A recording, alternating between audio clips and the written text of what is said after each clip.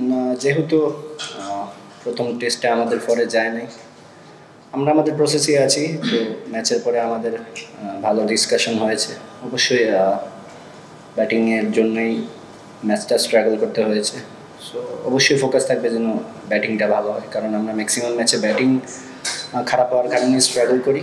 তো অবশ্যই এখানেই আমাদের মেন ফোকাস। এরকম একটা হারের পর সবারই তো হতাশার জন্য জিম্বাবুয়ে কাছে হারলে ঢাকাটা একটু বেশি আমাদের একটা টিম মিটিংও হয়েছে সিলেটে। তো ওইখানে আসলে ডিসকাশনটা কি ছিল, টিমের স্পিরিটটা কেমন বা মোরাল একটু ডাউন থাকার কথা এরকম একটা হারের পরে, যে মোরালটা আপ করার জন্য কি আলোচনা হয়েছে? না, হারা তো যে কোনো কারোর কাছেই হারা যায়, বাট আমার কাছে মনে হয় যে আমাদের প্রসেসটা ঠিক থাকা উচিত যার সাথেই খেলি। তো স্পেশালি আমি বলবো যে ব্যাটিংটা নিয়ে মূলত আমি বলতেছি, কারণ ব্যাটিং আমাদের ভালো হয় না, এই কারণেই আমরা স্ট্রাগল করেছি। সো এরকমই এই ব্যাপারগুলো, শর্ট সিলেকশনগুলো কীভাবে আরও ব্যাটার করা যায়, কারণ বলারদেরকে তো সবসময় তো আর বলাররা জিতাবে না, ম্যাক্সিমাম ম্যাচই তো বলাররা জিতায়। তো আমরা চাইবো এই ম্যাচটা যেন আমাদের ব্যাটিংয়ে সবাই সবার বেস্ট পারফরমেন্স করে কমফোর্টেবলি জিততে পারি ইনশাআল্লাহ। দুইটা প্রশ্ন। প্রথমটা হচ্ছে কি, শুধু জিম্বাবুয়ের হারার কারণেই বলছি না, গত কিছুদিন ধরে কি বাংলাদেশের মানে ক্রিকেটের একটা ডাউনফল চলছে কিনা, যে বাংলাদেশের সিনিয়ররা বিদায় নিচ্ছে একটা ট্রানজিশন পিরিয়ডের মধ্যে আপনারা হচ্ছে, এটা কি হচ্ছে আপনার কি মনে হয় ক্রিকেটটা কি অবলম্বন হচ্ছে কিনা? সেকেন্ড কোশ্চেন হচ্ছে, আপনার অভিষেকের পর থেকে আপনি একদম প্লেয়ারদেরকে নিয়ে ব্যাটিং করতে হচ্ছে, আপনার কাছে কি মনে হচ্ছে হঠাৎ করে সে একদমই অথবা সাগরে পড়ে গেল? না, এরকম কিছু না। প্রথমটা বলে, হ্যাঁ, যেহেতু সিনিয়ররা যাবেন, স্বাভাবিক ইয়াং প্লেয়ারদের আসতে একটু অ্যাডজাস্ট করতে টাইম লাগতে পারে, এটা স্বাভাবিক। তো আমার কাছে মনে হয় এটা কয়েকদিন সময় লাগবে, আর ইনশাল্লাহ এটা মেক ওভার হয়ে যাবে। আর সেকেন্ডটা কি, টেলেন্ডার আপনি অভিষেকের পর থেকেই শুধুমাত্র টেলেন্ডারদেরকে নিয়ে ব্যাটিং করছেন, স্ট্রাগল করে শেষের দিকে বিশেষ করে ইনিংস বিল্ড আপ করতে হচ্ছে, ওই প্রেশারটাকে ফিল করছেন কিনা যে অভিষেকে পরে এসেই? না, আসলে যে সিচুয়েশন এরকম ভাবেই তো খেলতে হবে। আসলে এটা নিয়ে তো আসলে কোনো কিছু সে নাই, যে এরকম সিচুয়েশন থাকে টেলেন্ডারকে নিয়ে চেষ্টা করি যেন বড় ইনিংস করা যায়, যতটুকু দূরে নেওয়া যায় আর কি। ভাই, আপনিও বললেন যে যে কারোর সঙ্গে হারা যায়, আগের টেস্টের আগে পরে এরকম কথা ক্যাপ্টেন কিংবা আপনাদের টিম ম্যানেজমেন্ট থেকে অনেক এসেছে যে জিম্বাবুয়ে ছোট দল না, ইন্টারন্যাশনাল ক্রিকেটে সবার সঙ্গে আমাদের ওইভাবে দেখতে হবে। একটা ব্যাপার দেখা যায় যে আমরা যত বেশি ছোট দলের এগেইনস্টে হারি, বড় দলের এগেইনস্টে অত বেশি জিতি না। সব দল সমান ইন্টারন্যাশনাল ক্রিকেটে, আমাদের ক্ষেত্রে কি এই জিনিসটা একটু কম দেখা যায়? হ্যাঁ, যেহেতু আমরা ভুল করি, এই জন্যই আমরা হার, সিম্পল ব্যাপার।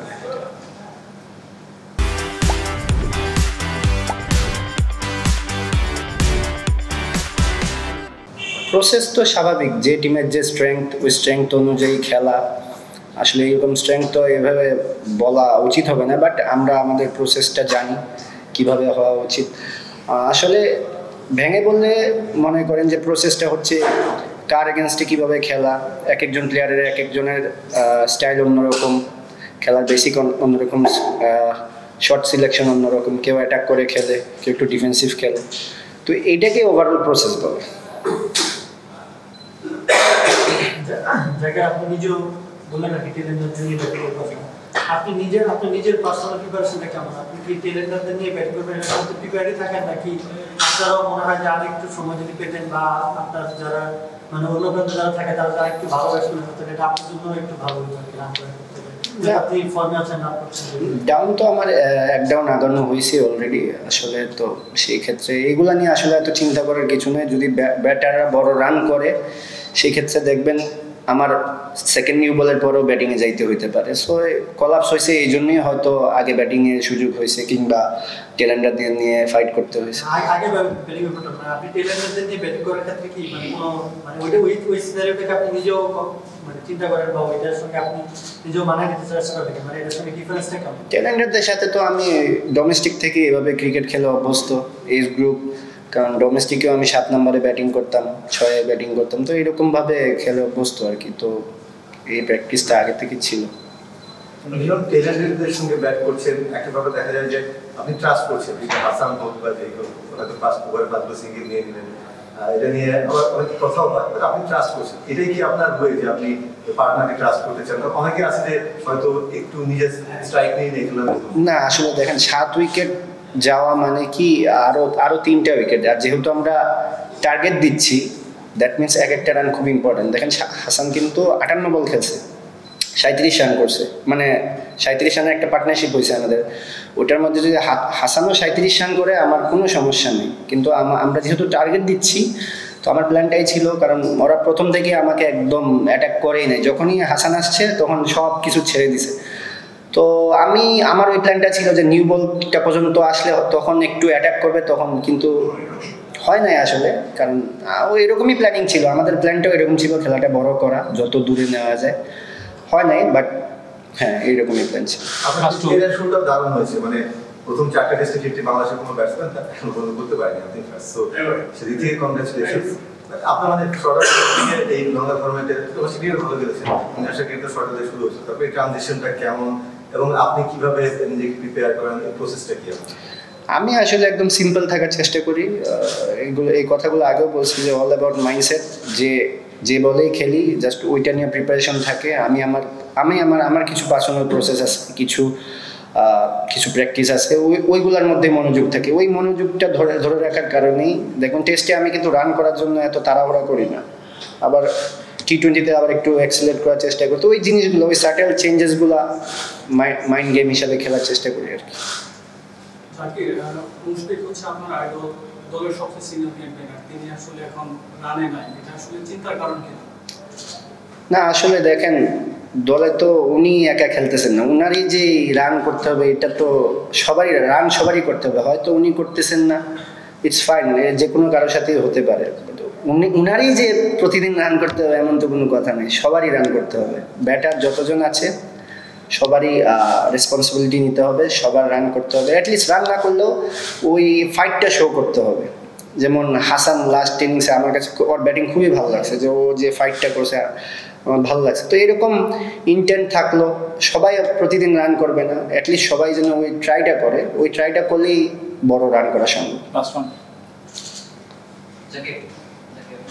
বলছিলেন যে মুশফিক ভাইকে সবসময় রান করতে হবে এমন কথা নাই, তারপরও আসলে একটা মিডল অর্ডারে আসলে রানটা আসছে না, তারপরও সিনিয়রদেরকে স্টেপ আপ করা জরুরি কিনা? কারণ মমিনুল রয়েছেন, এরপরই আসলে মুশফিক ভাই, নিটন নাই, মিডল অর্ডার জায়গাটাতে আসলে রান আসতেছে না। মমিনুল ভাই মানে রান করছেন আগের ম্যাচে, মুশফিক ভাই একটু স্টেপ আপ করা জরুরি কিনা? সবার স্টেপ আপ করা জরুরি, আমি মনে করি সবার স্টেপ আপ করা জরুরি। আর কি বললেন? আচ্ছা, এটা গেল ট্রানজিশন, একটা পিরিয়ড চলছে এই মুহূর্তে, সিনিয়ররা আসলে চলে গেছেন, আপনাদের আসলে স্টেপ আপ করা জরুরি। তারপরও বাংলাদেশ ক্রিকেটের এই মুহূর্তে খুব বেশি মানে ফ্যানদের আগ্রহের জায়গাটা হয়তো একটু কমে গেছে, আপনার কি মনে হয় যে আসলে কিভাবে বাংলাদেশ ক্রিকেটের ওই আগ্রহের জায়গাটা ফেরানো যায়? আপনাদের কি করা উচিত? আমাদের ভালো পারফরমেন্স করা উচিত, ভালো পারফরমেন্সের উপরে আর কোনো কিছু নাই। তো আমাদের সবারই টার্গেট থাকবে ভালো পারফরমেন্স করা। আর মুশফিক ভাই যেটা বলতে চাচ্ছিলাম যে উনি সবসময় অনেক হার্ডওয়ার্ক করেন, স্টিল করতেছেন, উনি থেমে নেই আসলে, উনিও ওয়ে খুঁজতেছেন রান করার। তো ইনশাল্লাহ খুবই তাড়াতাড়ি উনি ফর্মে ফিরবেন। ভাই যে টুর্নামেন্টটা দিয়ে আসলে আপনার ন্যাশনাল টিমের পাথে আসা, বিসিএল এ আপনি একটা ম্যান অফ দ্য টুর্নামেন্ট হয়েছিলেন, ওই সময়টায় কিংবা তার কিছু আগে এনসিএল বিসিএল এ আপনি এই টেলেন্ডারদের নিয়ে অনেক বেশি ব্যাটিং করেছেন, অনেক বেশি রান করেছেন। আপনার কাছে কোনো কারণে মনে হয় কিনা যে এক্সপেরিয়েন্সটা আপনি ওই সময় গ্যাদার করেছেন আপনার টাফ টাইমে কিংবা টিমের টাফ টাইমে, সেটা এখন এসে কাজে লাগে? হ্যাঁ অবশ্যই, আমি তো বললাম একটু আগে বললাম যে আমি এজ গ্রুপ থেকে কিংবা ডোমেস্টিকেও আমি 7-6 ব্যাটিং করতাম, ওদের নিয়ে টেলেন্ডার নিয়ে খেলে আমার মানে ওই অভ্যাসটা ছিল। আর এইগুলা নিয়ে এই কারণে আমার 5 বছর লাগছে ফার্স্ট ক্লাসে একটা 100 করতে। তো এগুলা হবেই, তো এইভাবেই আসলে এই টাফনেস নিয়ে আর কি পথ চলা। তো চেষ্টা করতেছি যেন আরো বেটার কিছু করা যায়।